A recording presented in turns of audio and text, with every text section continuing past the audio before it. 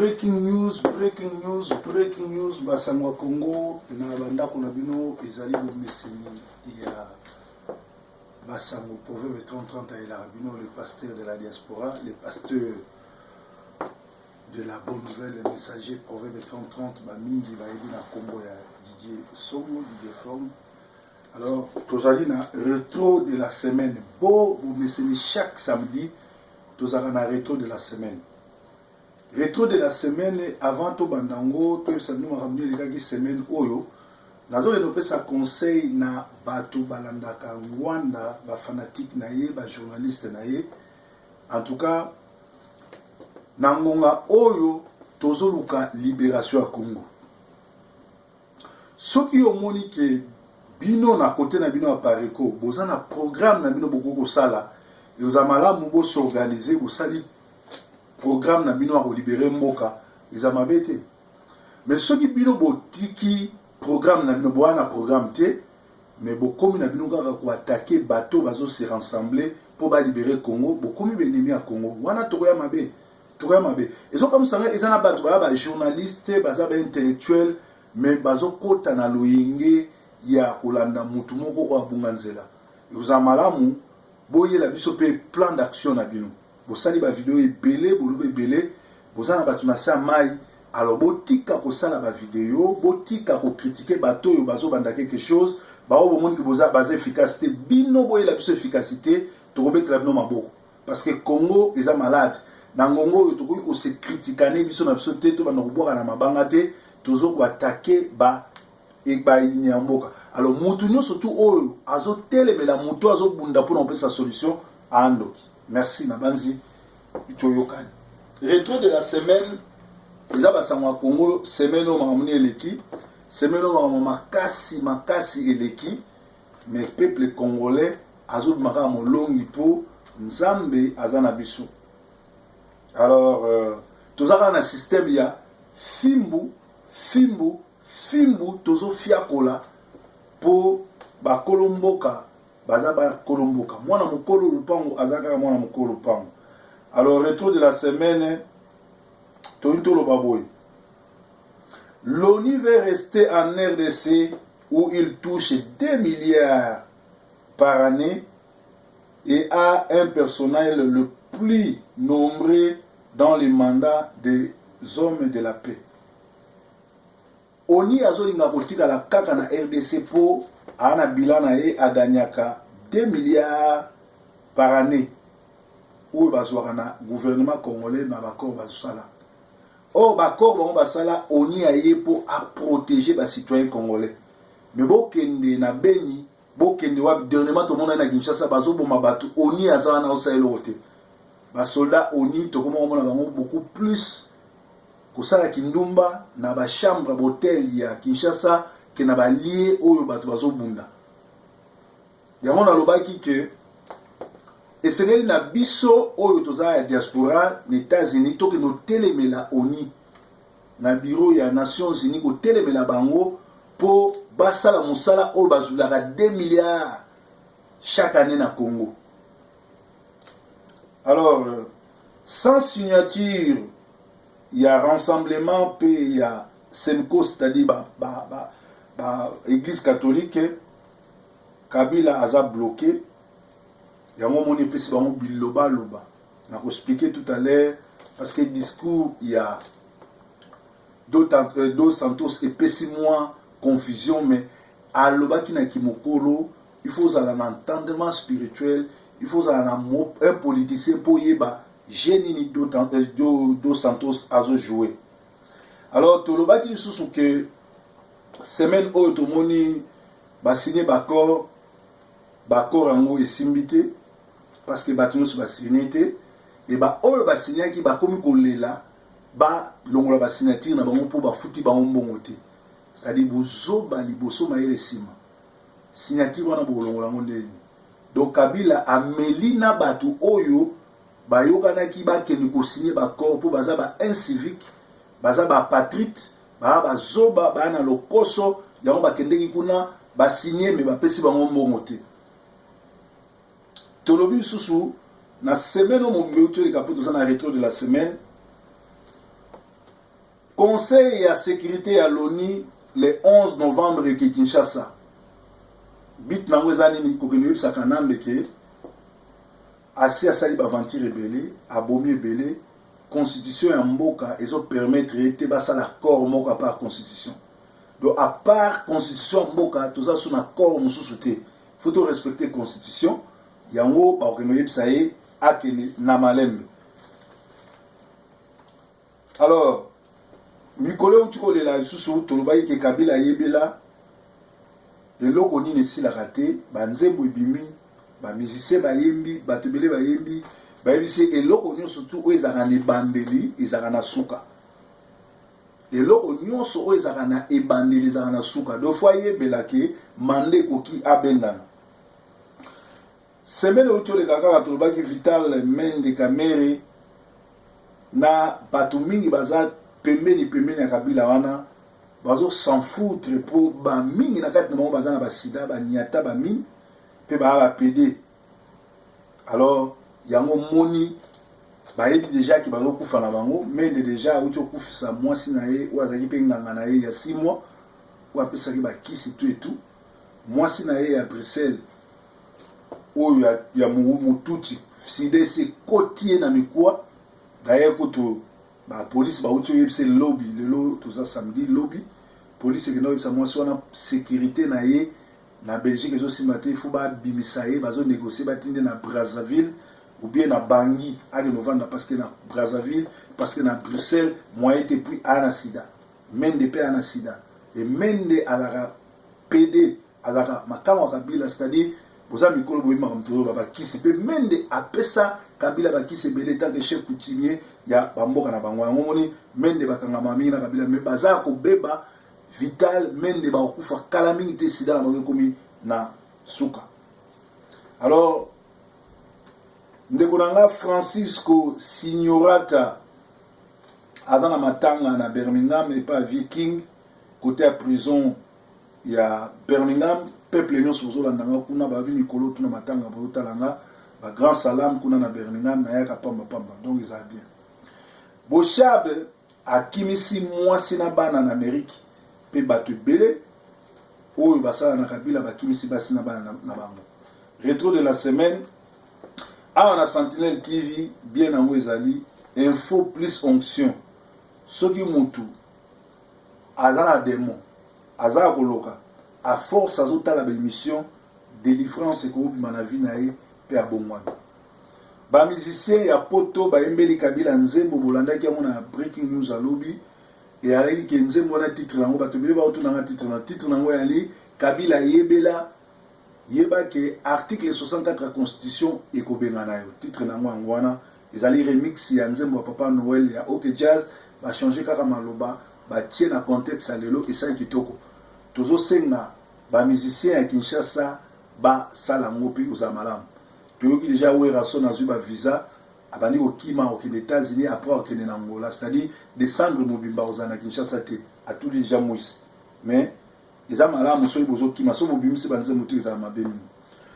Alors na rétro de la semaine toyoko comprendre que banda 2001 tina 2016 élection tout et salama na Congo ezala triqué parce que voyez bien pays occupés. Si un pays est occupé, on commence d'abord par libérer le pays, après on organise les élections. Donc si vous organisez l'élection avec les occupants, bolinga te ba occupant ba ko gagner l'élection ana. Donc tobo sanana no masolo ya élection, tobo sanana masolo ya dialogue parce que na ngongo loko tous occupé. Élection no sto okene to polango parce que ça déjà gagné d'avance. Dialogue tout ça na dialogue moto solo la te puisque baza occupant ba koyo ka bisote baza na mindu ki ba na nyoso futo benga na bango parce que depuis 2001 tilelo basali bino ba kanai ya ona sabino ke boza occupé bo ali kamolo ba te bo gagner l'élection ba boy ko pesa no pouvoir to bimisi bat libanda po batwana tozwa quelque chose ba libérer bat mais na place ba libérer bat ba kangi susu bat. Et puis quand vous savez tisikoyo que batu oyo bakangi baza kuna na prison ata eloko moko salamité pour na obimisa bango ko buka ba prison désobéissance totale pour na obimisa ba congolais wana baza kuna.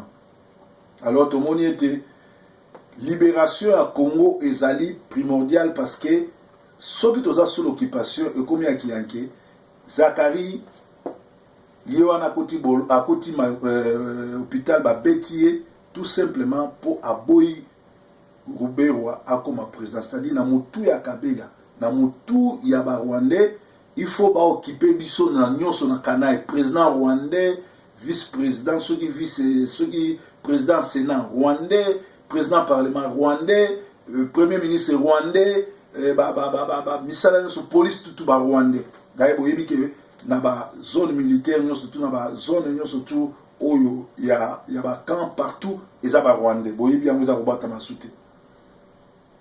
Alors binomo bomoni ke to co-organiser des élections libres et démocratiques ce qui to benani ba rwandais Kamere les rwandais burundais a lobby mingi sur la guerre azolo ba ma guerre azo sa propagande pour ba yebi ke ba se préparer pour la guerre pour ba yebi ke to ko benga na Kabila na Kinshasa mais est ya Congo plan na bango ya liki ba kovanda kuna ti ata ba 2031 parce qu'ils ont occupé, ils ont armé, ils ont business, alors, souci na bango yani soki to benani Kabila na kin ako replier côté est ya Congo, place résistance à makasi ko sa makuna, yango mona ko sa réunion na ba pays ya SADC, ba pays oyo et piaka ba richesse à Congo pour ba protéger na bitumbo ba zone ça parce que bazo contrôler Kivu Est Mobimba bazo piller Nyon surtout qu'on en a Rwandais. Alors, les politiciens congolais, bazali envoûtés, pe bazali inciviques, botala mtuloko la mbemba lelo, azoli mbala na boloko, likolo ya cupidité na égoïsme, et manque ya patriotisme. Biloko wana tout lelo okuta mona ba politiciens congolais nyos. Ba o ba ko signer, ba o ba na cour constitutionnelle, ba oyo bazotambo na Kabila ba mende batona surtout bazali ba patriote te so bazali ba patriote ba ko kondima jamais ko collaborer na mutu azoboma bande ko na bango. Alors un peuple occupé est esclave sur son propre territoire. Un esclave selon ma Bible est maudit. Or bana Israël bazaki maudit na kozanga koto salilo banzambe bakende ke esclavagisme. Au lieu de 40 ans, ça 430 ans, il y a désobéissance. Or, biso na Congo, tout ça déjà na 120 ans, il y a tout ça sous occupation, ceux qui ont mis l'été à Rwandais, ceux qui ont Rwandais à multinationaux. Donc, tango il faut ni poete to bimisamboka nakati ya pasi to nakati ya minyoko. Alors, tous en un rétro de la semaine, vous allez voir mon proverbe 30-30, le pasteur de la diaspora, dans Sentinelle TV, toujours les capés live dans Sentinelle TV, toujours les capés live dans Sauf 15 TV, où ils ont au Canada, puis ils sont à Manchester, proverbe 30-30, le messager de la bonne nouvelle. Alors, rétro de la semaine, les participants au monologue de Kodjo et Vitalo réclament l'air perdième sous peine de retirer leur signature. Na seki bango pe na resekeli bango na trisekeli bango parce que na ngonga oyo ba kozwa sosota enkate ba meli bango pour mobini ya zoba ba futake kwanga pamba boke ko signer ba corps nanu kozimbo ngote siko yake na ba papier wana azotambola nango partout bomona yinde ba otambola nango on dirait bazuli panda mais aki ba corps moko ya mayuya ya lokuta pe ba pesibino ata enkate bonjour. Moi si oyo akende ko signer na bakor wana na kanchachi komone kala azali copine passagère à Kabila ndumba moko numéro 00 mwana ya fait papa kalala et soko botali nzoto ne bokomona ke aza métis alors il est occupé ce côté tous la libération et salama tokoluka ye a expliquer biso akende ko signer kuna société civile na tcheke société civile baso bazo violer na est na Kinshasa to ya leki bango na ni donc maman wana to yebi komone to yebi adresse na ye ali mwana ya fait papa kalala oyo bozako yoka challenge papa kalala papa na bango azali mutu malamu papa na bango asevaki mboka toyebi te koma koza na malchance mwana na ye akinotia signature na bakor ya buzoba ndenge wana tokozwaka ye un jour tozali na breaking news tolobi ke basango ya Congo bakor oyo ya kantiati tolobaki eza lokola moto olie babomango na mai bango basopi pétrole eye kotia susu Congo na pitopali moyen te. Alors tozali kolobela masolo ya Congo oyo to bengi yango rétro de la semaine. Na rétro de la semaine awa tozoloba boy bato bele bazoloba kyo constitution zoloba président akotikala ti mokolo ba ko-organiser l'élection président sima abimi ndeye alongwe président elingaki salama bongo soki 3 mois avant fin ya mandat na ye abengisaki corps électoral pour ba kende na élection. Or le 17 novembre bino nyonso bomonaki ke le 17 septembre bino nyonso bomonaki ke ba annoncer que l'élection au salamate. Donc directement akoki kozela lisusu te. Par exemple Obama l'élection au salama akozala président des États-Unis le 20 janvier pour azela mutoyo akobima président basali passation de pouvoir. Obama a freiné l'élection, Obama a respecté la constitution na bango, a organisé l'élection avant de nakiti azozela oya comme président pour passer la passation. Mais yo ceux qui ont bloqué le processus électoral, faut ba kangayo, au commis crime, au téléméli constitution, au sali coup d'état, au sali coup de force.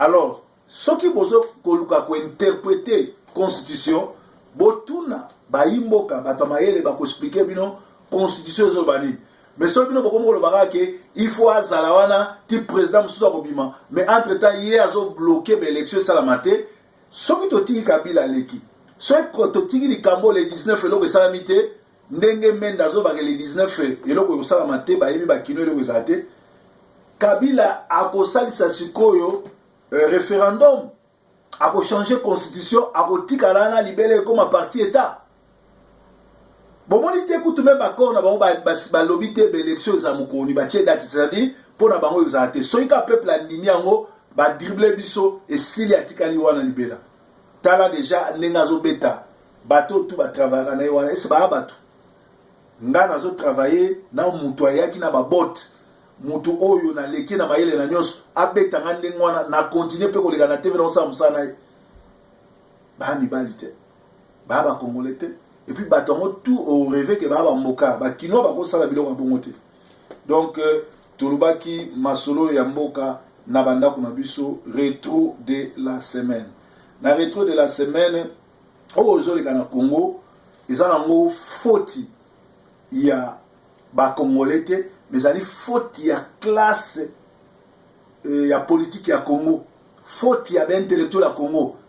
Vundwa félicitations na ngongo na websabino le professeur Vundwa azan États-Unis abendanaki alobi o esalamaki na tango ako ya Mobutu na tango Zaïre et PC mayele akokota suna babuso bate ayaki abendi mo ba fafio na ye et comme ya teka mboka atelemi akei Vundwa félicitations azan na États-Unis akei.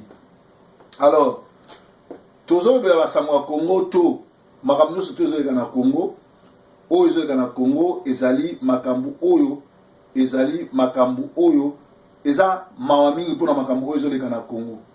Alors ekomi mawa mingi bato oyo bazolanda Vital Kamerhe oyo side ekomi na phase finale abimi na bana basi ebele surtout ya parti na ye ndenge mona mende banyata bango nyonso tout eza ndenge wana ba belge kutu bayebisaki te territoire eza bongo. Alors Zakle Baba Zoba aza na hôpital ya Ngalema, Zakari Baba Pezoba oyo boyebi na kombo Zakari Baba Baswe komona ya solo yali Zakle Baba Pezoba.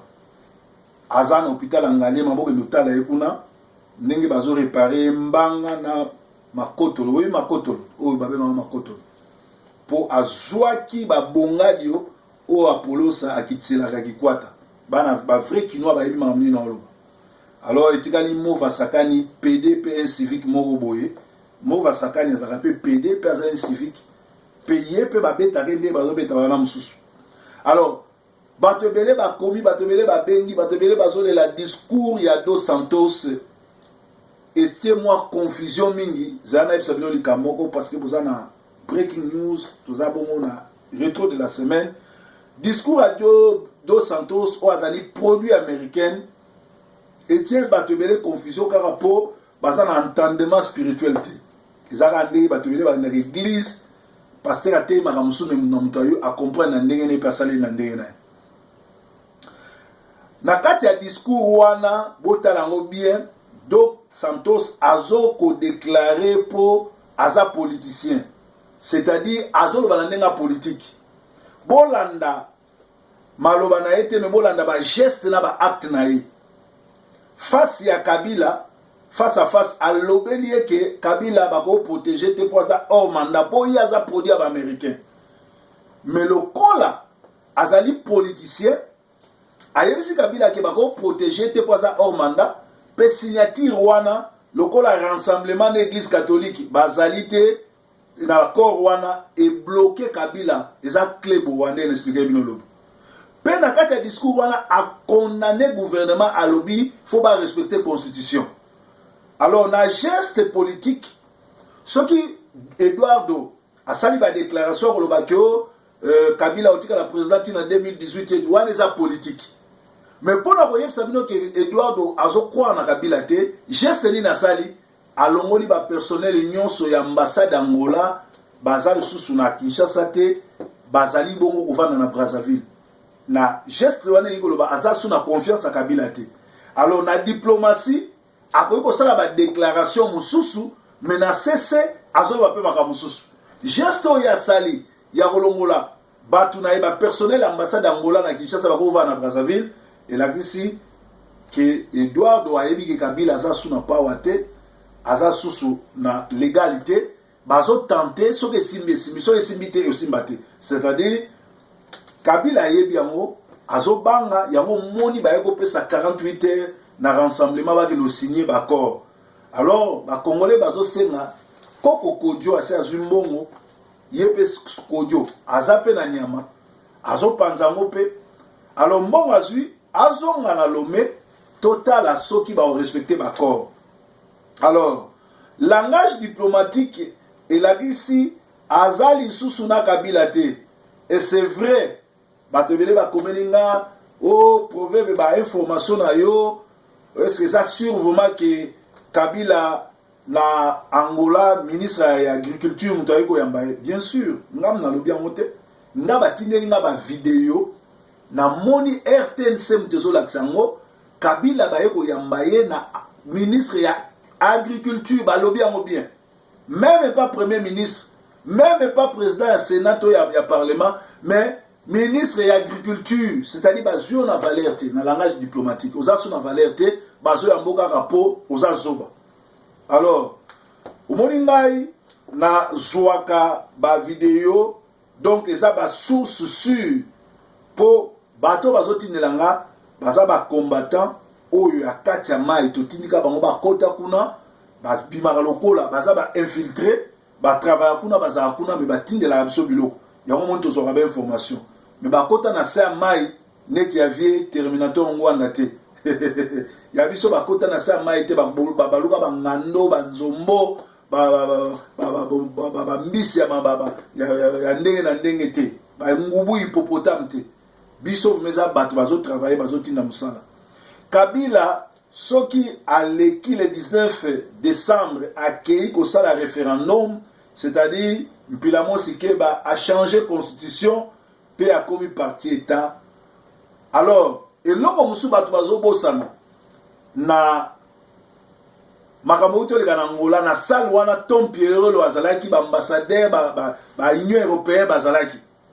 alors l'air comme une attend Tom Pierrot o azali bongo représentant ya Amérique sur le pays des Grands Lacs po aloba ba bilisa ki ba journaliste nyonso po ba boyi makambo ya oloba ba journaliste ba yo ya yebisa ki ba ngoboy abi ba ko yo nyonso bosali eza nul sens de fait pour rassemblement signété pour ba église catholique azate c'est-à-dire bosali le côté Kabila les 19 fois longo yango moni epesi bango plutôt pale ba boyaki ba journaliste ba zalawana ba kendeki. Et puis qu'est-ce qui s'est passé? Mukolo Basinyaki, Bakor et Addis Abeba, il y avait 11 chefs d'État. Or, na conférence na bango à Luanda, sur 11 chefs d'État, 3 pamba bazalaki. 8 baboyaki na bango buzoba owana parce que bazaba pays démocratique, ba dit que constitution c'est sili, mutuana aboza sous présidenté, il faut akanga bisaka keni. Donc biloko bino boyebaki te na réunion na bango bauto ça na Luanda yango wana. Donc le balongwe na Luanda Kabila na mutu na ye ayebi bien que makambo sili mais azo tenter nyonso tout pour nous tenter. Mais Kabila azo bosana ke Mobutu avant kende azwaki pe likulia atiaki premier ministre. Est-ce que likulia asalaki te? Atia Vital, atia Ken, atia Robero ata moko osalate. Vital soki makambo na olo beza tembe alongola la bino chemise botala nzoto nende ba poso elongwe likolo asida. Alors na rétro de la semaine poto sukisa likamuni lezo sala masiko lokola gouvernement wana et travaillaka na ba polémique ba utiliser le sous wankovia vieux liwa vieux mami wata vieux PD vieux oyo abala mère na bango na bana na ye vieux wa bomaka bato vieux aboma zobozi vieux oyo tata longwila afutaka ba danseuse ne na sima kwanga na sima kwiti. Alors ba pese sumbongo ake kozwa ba musicien bato jibe mpiana azui 4 ou bien 5 musiciens jibe mpiana siko alingi nini epesa polémique na ba internaute balobelango conflit kofi na jibe. Alors boza avisé ezali makambo tali bisote toko tangote jibaza mukolo a se défendre. D'ailleurs na ba musique congolaise tomona King Keste tomona langa star bazwa ba musicien nyonso azaiko bakenda zaiko ekufate bazwa ba musicien viva la musique ekufate Kester alongwa na viva la musique akenda na ba musicien nyonso viva la musique ekufate. Kester Peler akena Victoria, Bipoli akena ba musicien nyonso bakosa la Victoria principale. Victoria ekufate, Victoria tilelo King Kester akenda ekomi kutsoki 3 soki 4. C'est-à-dire que JB aza mukolo amayele akozwa suba musicien mususu. Mais ba pesi susu kaka mikolo tout gouvernement utilisa kaka garçon wana oya mutu felu. Kaka yeba utilisa kaka aya na ba polémique pour distraire ba congolais. Mais tout oyo bobo ya distraction. Donc, c'est breaking news, rétro de la semaine, il y a lelo, il y a samedi à lelo, ils allaient que, Boban lelo comme côté, discours, il y a Eduardo, ils allaient moi à suivre moi. Bazo banga na bango, parce que Congolais, et l'or ma tasse, c'est quoi etikali, rassemblement, bazala efficace. Rassemblement, tout ça, il va sortir, tout perdre le bateau. Mais Kabila a la pouvoir. To organiser sit-in. Il y a 4 à 5 jours to benga na Kabila pour peuple la sepela. Ikozala kitoko Tshisekedi a dirigé Mboka. Ikozala kitoko ba garçon tout ba bundi bazwa bokonzi. Ikozala kitoko biso peto umeli na poto mituke poli awa ba forme poli bilamba ya poto na mituka poto ebongaka na Kinshasa. Ba ferme to somba ba lopango to zotonga moye to kendezate yoza malamu to umeli na poto to beta pe tour na Kinshasa to changer pe solo yoza malamu. Donc breaking news à lelo, il y a rétro de la semaine ezalaki yangwana bandeko nzambe na ngaba te la bino tozala unique tozala na unité tozala bomoko tozala uni mutu nyonso to akoya na langage contraire, il y a pour décourager, mais azwa na ba proposition te c'est un collabo bolandaka esu te. Breaking news, Yesu Nkolo.